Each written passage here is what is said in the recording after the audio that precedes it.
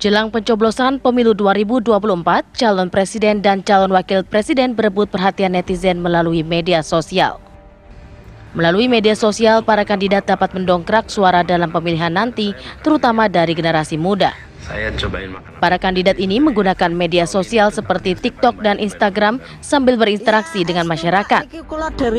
Media sosial dianggap sebagai salah satu kampanye calon presiden yang paling efektif. Para calon presiden merasa menjadi lebih dekat dengan para pendukungnya.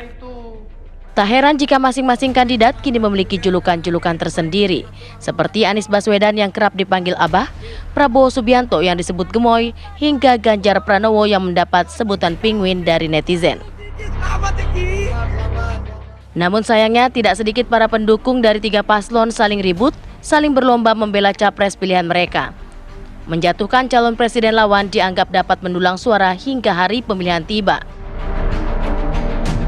Penggunaan media sosial sepertinya sudah dimanfaatkan dengan maksimal oleh ketiga paslon dan masyarakat. Mampukah kampanye melalui medsos ini mempengaruhi pemilih dan membuat elektabilitas capres naik? Tim TV One mengabarkan.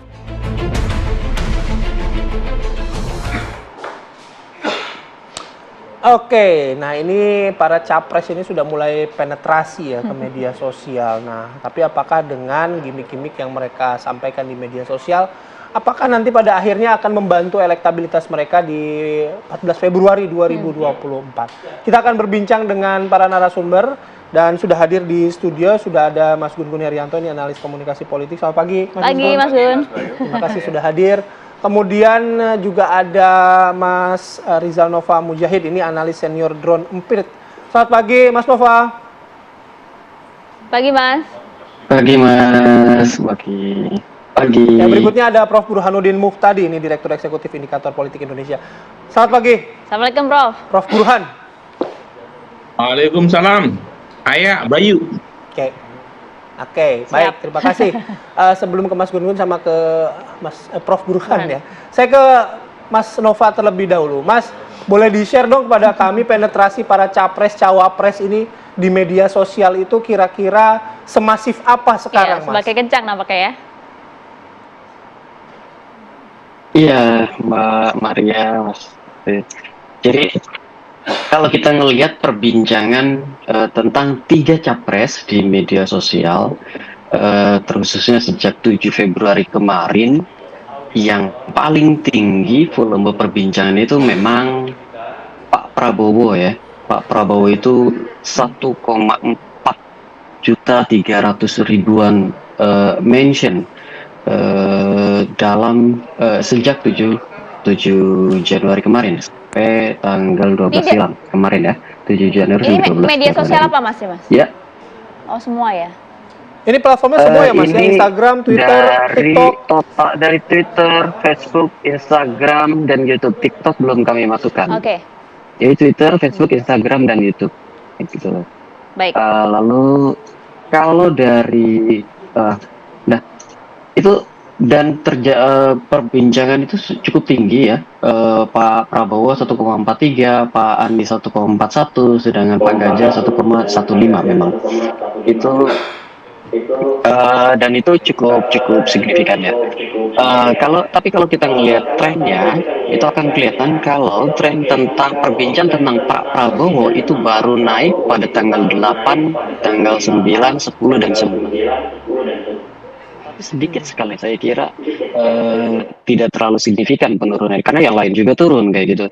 Nah, ini terjadi karena setelah tanggal 7 kemarin ada debat, tanggal 8, tanggal 9 itu netizen merespons apa yang terjadi pada saat debat. Jadi ada pendukung Pak Prabowo yang menangis, ada pendukung Pak Anies yang mengapresiasi, ada pendukung Pak Ganjar juga yang mengapresiasi, ada masyarakat umum yang menilai penampilan ketiga-tiganya. Nah, tanggal 8, 9, dan 10 itu memang sangat tinggi respon atas debat kemarin. Dan kalau dilihat beberapa yang juga cukup ramai itu adalah omon-omon tuh, itu cukup tinggi tuh dari 7 sampai sekarang tuh masih cukup tinggi. Lalu yang kedua yang juga ramai adalah masih tentang nazar pemilu, meskipun volume perbincangannya makin hari makin turun. Saat ini volume perbincangan nazar pemilu itu paling rendah. Dan yang ketiga yang juga cukup ramai itu sebenarnya asal bukan Prabowo. Jadi omon-omon nazar pemilu asal bukan Prabowo. Kalau kita lihat perbincangan dari 7 sampai sekarang, sampai 12 kemarin, maaf, 7 sampai tanggal 12 kemarin, akan kelihatan kalau perbincangan memang terkonsentrasi pada Pak Prabowo. Hampir semuanya membicarakan tentang Pak Prabowo. Perbincangan tentang Anies membicarakan tentang Pak Prabowo, perbincangan tentang Ganjar pun menyinggung tentang Pak Prabowo. Baik dalam sentimen positif maupun negatif. Maksudnya Pak Prabowo ini subjek pertama dalam perbincangan itu bisa jadi karena orang-orang mencemooh atau bukan mencemooh ya, mengkritisi Anies ketika debat kemarin, atau orang-orang mengkritisi Pak Ganjar ketika debat kemarin. Kayak gitu kira-kira petanya. Jadi Kalau tadi Anda memang sampaikan dan subjek kami lihat pertamanya datanya, adalah Pak Prabowo. ya Mas, kalau kita lihat datanya tadi yang Anda sampaikan, memang perbincangan di media sosial ini paling tinggi memperbincangkan Pak Prabowo. Tapi narasinya paling besar negatif atau positif, Mas? Secara umum, perbincangan pada Pak Prabowo itu memang negatif ya. 59% diantaranya bernada negatif. Hanya 32% yang bernada positif.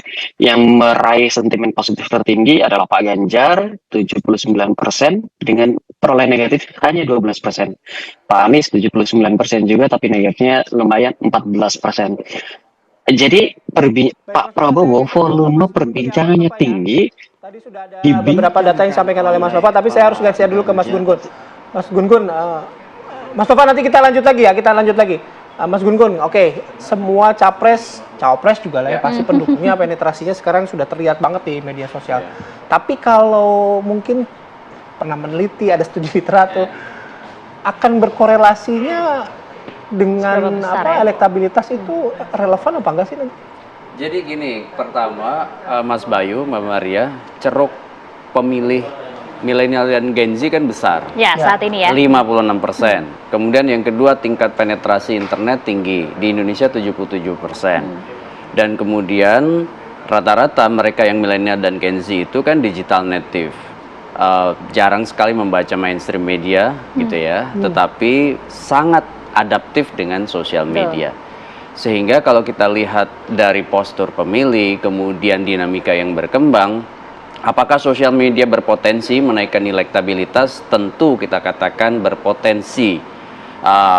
Signifikankah? Itu akan tergantung pada strategi masing-masing kandidat. Contoh misalnya, kalau kita berkaca di Filipina kan signifikan, gitu ya. Tingkat penetrasi internet tinggi 91%. Pemilihnya juga hampir mirip-mirip posturnya dengan di kita, 56% pemilih di Filipina. Tetapi jumlah pemilih di kita kan 204 juta, kalau di Filipina 65,7 juta. Artinya kan ada kedekatan sebenarnya.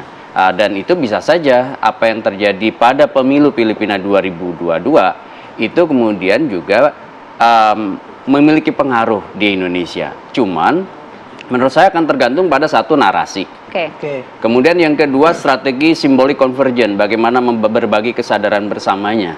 Kenapa? Karena kan kampanye di media sosial harus paling tidak kuat di dua hal. Pertama, pendekatan emosional, yang kedua pendekatan fungsional. Emosional itu seperti misalnya rasa bahagia, sedih bersama, kemudian tersentuh, kemudian juga mungkin merasa terwakili, ya. Ada representasi mereka di percakapan. Ya, juga kesamaan pola komunikasi mungkin ya. Betul, pola komunikasi, dan itu yang kemudian yang kedua itu terhubung dengan fungsional, seperti misalnya ini apa yang kemudian mereka harapkan ke depan. Misalnya inovasi apa, ini kan bicara program, bicara orientasi ke depan, tapi kalau cuma itu aja tanpa kemudian ada hubungan emosional yang terjembatani, itu juga mungkin tidak akan efektif. Kalau dalam analisis saya begitu. Baik. Kalau gitu saya mau geser ke Prof. Burhan ya. Prof. Burhan, kalau kita lihat kan memang sekarang banyak ya, tidak hanya kemudian Pak Ganjar, Mas Anies, maupun juga Pak Prabowo yang justru lebih masif melakukan komunikasi dengan para pemilih begitu ya, berkampanye di media sosial, termasuk juga kemarin respon dari masyarakat juga ternyata positif. Tadi disampaikan oleh Mas Gunggun juga relevan. Apakah kemudian ini akan berpengaruh juga kepada tingkat elektabilitas dari para capres, termasuk juga mempengaruhi pemilih itu sendiri yang mungkin sebagian besar ini swing voters? Sangat tergantung media platform atau media sosial apa yang dipakai ya, Ayah. Jadi dari survei yang kami lakukan, itu ternyata efek sosial media itu tidak seragam. Jadi kalau kita cek untuk mengukur dampak kampanye di media sosial, itu pertama sangat tergantung seberapa besar netizen yang aktif di suatu platform media sosial. Semakin besar aktivitas netizen di sebuah platform media sosial, efeknya semakin menjanjikan. Demikian juga sebaliknya. Nah, misalnya kalau kita lihat Twitter ya, atau platform X, itu paling kecil tuh, paling banyak hanya 7% dari populasi pemilih yang aktif di platform Twitter. Dan karenanya efeknya seringkali hanya sekedar badai dalam secangkir kopi. Jadi heboh di Twitter tetapi secara elektoral minim dampaknya. Selain kecil jumlah netizen yang aktif di Twitter, saat yang sama umumnya mereka yang aktif di platform ini sudah beriman secara elektoral, tanda kutip. Jadi mereka yang pada dasarnya sudah punya sikap partisan dan karenanya susah untuk digoyang. Nah, sebenarnya ada beberapa platform media sosial yang cukup besar yang naik secara cepat adalah TikTok ya, selain YouTube dan IG. Tetapi sepertinya baru belakangan beberapa tim mulai aktif masuk ke dalam gelanggang TikTok, misalnya kubunya Mas Anies atau kubunya Mas Ganjar. Kalau kubunya Pak Prabowo sudah lama itu mengeluarkan investasi besar untuk penetrasi ke TikTok. Dan itu yang menjelaskan mengapa TikTok begitu kuat penetrasi Pak Prabowo. Bahkan kalau di kalangan pengguna Twitter banyak yang menahbiskan Mas Ganjar sebagai pemenang.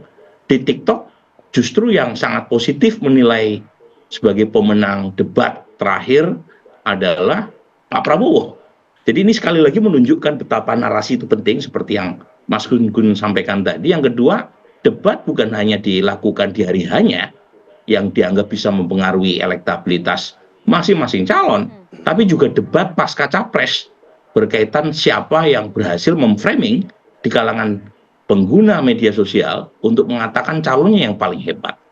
Jadi dari sisi itu ya. Nah, yang kedua yang paling krusial juga selain penggunanya adalah dari pengguna atau responden yang punya hak pilih nanti, itu kira-kira berapa banyak yang menjanjikan media sosial yang bersangkutan sebagai sumber informasi politik. Dan lagi-lagi jawabannya tidak seragam, Ayah. Jadi kalau kita lihat misalnya data kita ya, misalnya televisi, itu masih paling tinggi. Ya. Jadi meskipun anak muda makin lama makin menjauhi media mainstream, tapi data kita itu ada 49,9% populasi pemilih di Indonesia, sekitar 204 juta nanti ya, yang akan ikut milih, itu yang menjanjikan televisi sebagai sumber informasi mendapatkan isu-isu atau masalah-masalah sosial politik. Jadi tidak bisa diabaikan televisi ini. Media sosial yang lain yang cukup besar adalah Facebook 29,7% dan TikTok 23,9%. Jadi lagi-lagi strategi sangat berkaitan dengan media apa yang mereka pakai. Platform gitu. Kalau misalnya tepat dalam menggunakan strategi itu, ya kemungkinan bisa punya dampak secara elektoral. Oke, baik itu narasi-narasi perang narasi ya. Kalau misalnya saya bisa sampaikan itu di media platform di medsos itu kan beragam gitu. Tapi apakah sudah terlihat terbaca ajakan untuk memilih tanggal 14 Februari? Karena kalau misalnya perangnya di medsos tapi orang yang nggak datang ke TPS kayaknya sama aja. Kita akan bahas sesaat lagi di Apa Kabar Indonesia Pagi. Ya, nah kembali di Apa Kabar Indonesia Pagi, pemirsa. Kalau tadi Anda menyimak diskusi kami, paling tidak kan memang setiap platform tuh memiliki ciri khasnya masing-masing. Namun memang yang paling besar ceruknya tadi disampaikan adalah TikTok gitu ya. Kayak seperti Mas Anies kemarin yang juga citranya kemudian narasinya, sentimennya berubah menjadi positif dengan etalase berapa baik kacamatanya gitu. Saya Google dulu ya. Nah, tapi begini Mas Gun, permasalahannya kemudian berkampanye atau berkomunikasi dengan para pemilih di media sosial ini tuh dampaknya hanya untuk memperbaiki atau meningkatkan citra saja atau justru elektabilitas, karena pengaruhnya kan harus tiba di TPS pada 14 Februari. Ya pasti itu semua kan dalam konteks rangkaian citra ya, tetapi apakah kemudian hanya naikin popularitas atau juga berdampak pada elektabilitas? Nah, saya melihat begini, akan sangat bergantung pada mekanisme yang dipakai oleh para capres, cawapres dan timnya. Maksud saya begini, kalau cuma di sosial media sekalipun rame itu bisa bersifat bubble atau gelembung. Kenapa? Karena kan kalau di sosial media itu ada istilah echo chamber ya, atau ruang gema. Ya mereka mungkin yang aktif di sosial media itu akan bercakap-cakap dari oleh untuk mereka. Atau istilah fenomena lain disebut filter bubble ya. Nah, kalau mau keluar maka harus disebut dengan connected media. Jadi satu platform seperti misalnya TikTok juga diamplifikasi di misalnya Twitter atau X misalnya, kemudian juga di YouTube misalnya, atau di Facebook. Dan itu juga jangan salah, keramaian atau keriuh rendahan di sosial media harus ditarik ke dunia offline melalui basis komunitas yang misalnya kalau anak-anak muda, komunitas-komunitas anak muda. Contoh misalnya yang dilakukan oleh Pak Anies ya, kenapa di bulan Desember sampai awal Januari itu naik? Karena saya lihat ada connected media tuh, dari misalnya live di TikTok sama desak Anies di offline. Kemudian di Twitter misalnya ada Anies Bubble, ya kan? Nah itu kan terhubung tuh satu sama lain. Ketika misalnya anak-anak muda yang lagi hype gitu ya di sosial media, misalnya pada saat live TikTok, kemudian di-influence misalnya di daerah-daerah untuk datang ke offline melalui desak Anies. Dan itu kemudian bisa melahirkan yang disebut dengan proses ketergerakan mereka untuk berpartisipasi. Kata kuncinya sebenarnya ada di partisipasi kalau mau jadi suara. Iya, betul. Bukan hanya mobilisasi misalnya percakapan di sosial media gitu. Oke. Nah, soal connected media kemudian tadi menarik gagasan pada basis-basis komunitas itu. Tapi kan kemungkinan ya, saya nggak tahu. Tidak mungkin 100% kan Mas Gun yang akan teramplifikasi gitu. Besarannya kira-kira terlihat nggak Mas Gun dari media kemudian pada komunitas dan akhirnya hadir pada 14 Februari itu gitu? Ya kalau persentasenya mungkin nanti teman-teman dari drone ya. Tapi kalau saya melihat begini, kecenderungan sekarang ketika misalnya anak-anak muda yang rame di sosial media itu mereka hanya sekedar ya di-influence di sosial media, itu tidak akan mewujud menjadi suara real. Ketika misalnya ada pendekatan baru yang disebut triple C ya, konsep community relation, community empowerment, community services. Jadi ada pelayanan komunitas, hubungan komunitas, pemberdayaan komunitas hidup di dunia offline-nya. Kayak misalnya ini percakapan seperti desak Anies misalnya, atau Pak Prabowo misalnya bikin forum-forum yang menarik dari atau viral di media sosial, itu juga dihidupkan di dunia offline-nya. Nah itu bisa aja kemudian memersuasi basis pemilih mereka masing-masing itu untuk lebih persentasenya membesar dan kemudian menjadi potensi suara nanti di TPS pada 14 Februari gitu. Baik, saya ke Prof. Burhan. Prof, karena sasaran dari capres, cawapres ini pada Gen Z gitu ya. Tadi kalau Mas Gun bilang ada echo chamber kalau di sosial media. Nah, ketika menarik ide-ide tersebut dan juga menarik para Gen Z milenial untuk datang ke TPS, apakah Gen Z dan milenial juga sudah secara karakter sudah consider soal itu gitu? Idenya bagus, oke saya akan datang tanggal 14 Februari gitu. Sudah terlihat belum Prof dengan karakter Gen Z milenial ini? Iya. Nah ini yang saya sebut dengan istilah Gen Z and millennial paradox. Jadi satu sisi jumlah pemilih dari generasi Z maupun milenial besar, kisaran 53 sampai 56% dari total populasi pemilih. Tetapi di sisi lain mendapatkan dukungan dari segmen ini itu tidak lantas menjanjikan tingkat partisipasi politik yang melimpah. Jadi studi saya sejak 2004 sampai terakhir 2019 itu ada ketimpangan partisipasi antar generasi usia. Jadi semakin tua usia pemilih, semakin besar kemungkinan mereka datang ke TPS. Demikian juga sebaliknya. Nah, studi saya itu berdasarkan exit poll, jadi kita melakukan survei di TPS yang terpilih sebagai sampel untuk quick count dua pilpres terakhir kan kita kerjasama ya sama TV One, itu ketahuan tuh mereka yang menggunakan hak pilih itu umumnya dari generasi yang lebih dewasa, Gen Z dan generasi milenial itu tingkat partisipasinya 60-an%. Padahal di 2019 kemarin tingkat turnout itu mencapai 81% di pilpres. Artinya nih ya, buat capres itu tidak bisa taken for granted. Kalau mereka di survei pra pemilu mendapatkan dukungan dari kelompok pemilih Gen Z dan generasi milenial, tidak serta-merta intensi memilih itu akan diterjemahkan di bilik suara. Perlu persuasi, perlu mobilisasi, supaya generasi muda yang punya intensi memilih paslon 01, 02, 03, itu betul-betul datang ke TPS. Karena aktif di media sosial, aktif di klub-klub gitu ya, itu tidak serta-merta membuat mereka datang. Nah, di sini, Bayu, ini kelompok terutama paslon yang mendapatkan dukungan dari anak muda harus waspada. Terutama ini paslon 02. Karena kalau kita lihat datanya, ini bukan hanya data survei indikator ya, Litbang Kompas, CSIS, poll tracking, itu datanya sistematik. Semakin muda usia pemilih, intensi memilih Pak Prabowo Gibran semakin tinggi. Di Gen Z misalnya, yang lahir tahun 96 ke atas, itu yang punya intensi memilih Pak Prabowo itu 54%. Tapi jangan gembira dulu, jangan-jangan 54% ini tidak disalurkan ke TPS. Karena ada paradoks antara jumlah pemilih anak muda yang besar dengan tingkat partisipasi mereka yang rendah. Oke. Saya penasaran, tapi soal paradoks itu, apakah di penelitian di tulisannya Prof. Burhan juga terjawab nggak? Kenapa sih meskipun mereka senang gitu ya di media sosial, tapi datang ke TPS-nya kok partisipasinya kok malah sedikit gitu loh? Iya, ini menarik nih ya. Sebenarnya ini bukan unik Indonesia, Bayu.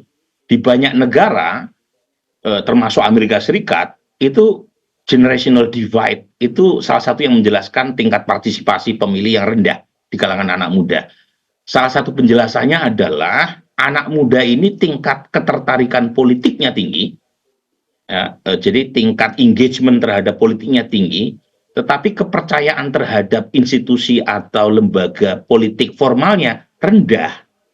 Jadi mereka sangat kritis, tetapi cukup banyak yang mengalami alienasi, sehingga merasa nggak ada gunanya juga menyalurkan suara di bilik, di TPS-TPS.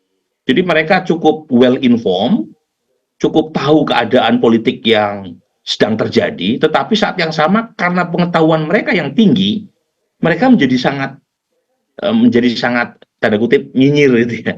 Apa gunanya suara ini, toh sudah ada yang men-set up, atau sudah ada hal-hal yang menurut mereka membuat partisipasi mereka menjadi turun. Jadi faktor ini ya, selain tentu saja anak muda kan banyak hal yang mereka kerjakan ya, untuk datang ke TPS itu kan mengeluarkan semacam kos ya, kos waktu, kos ya misalnya ya waktu yang paling utama, karena kalau kita datang ke TPS kan minimal mengeluarkan beberapa sumber daya yang tidak bisa diganti kan. Sumber daya itu yang paling kelihatan adalah kehilangan waktu. Ya, jadi hal-hal semacam ini termasuk juga ya kerumitan prosedur elektoral kita, Bayu.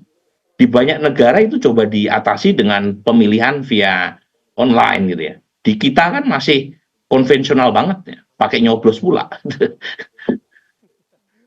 Menarik, Mas. Tapi kalau ingin menjawab hal itu sebenarnya mungkin Don Empit juga bisa menjelaskan hal ini ya. Sebenarnya obrolan di media sosial itu narasi para pemilih terutama netizen kita ini sebenarnya mengarah hanya untuk popularitas dari para capres saja, atau juga ada obrolan mengenai ajakan untuk saya akan menggunakan hak pilih saya nanti ke TPS 14 Februari. Tapi dijawabnya nanti ya Mas ya, usai jeda saat lagi.